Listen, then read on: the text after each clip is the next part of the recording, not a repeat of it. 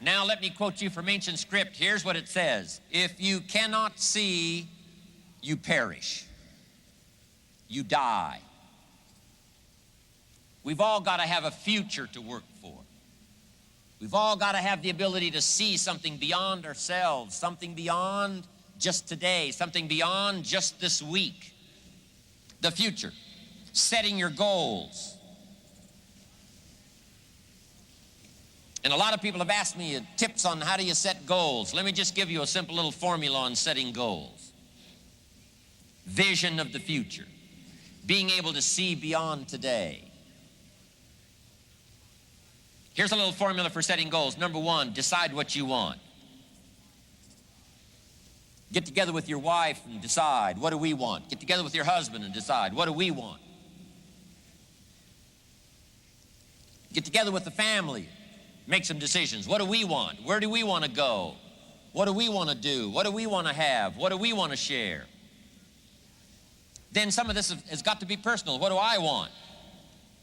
What kind of skills do I want? What kind of income do I want? What kind of future do I see for myself? Not just for my family, but for me as well, because I'm going to have a major part in my family's future. What do I want? Get together and decide. Now here's number two. Write it down.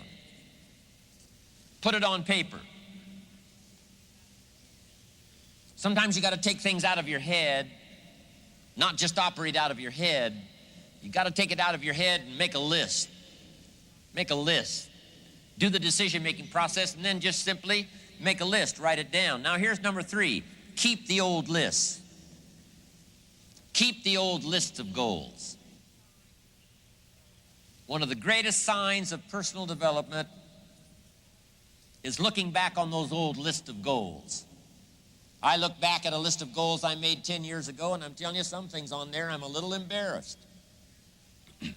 Here's 10 years ago, here's what I thought was so important. Now I'm telling you, it's not that important anymore. I've grown, I've changed, I've matured. And I've got some of my goal lists that go back 20 years, 25 years. Some of those I won't even show anybody. Here's what I thought was so valuable. Now I understand so much better as my priorities have changed. Some of the things that used to be on the top of my list right now, I've learned they're not that important anymore.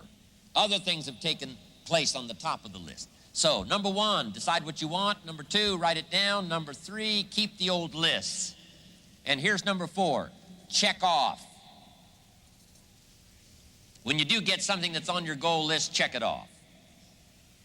The first time I came to Spain many years ago, I happened to have my journal with me that had the list of goals in it. One of them was to someday go to Spain. And I had that journal with me, and when the wheels touched the runway in Madrid, I got out that list and I checked it off.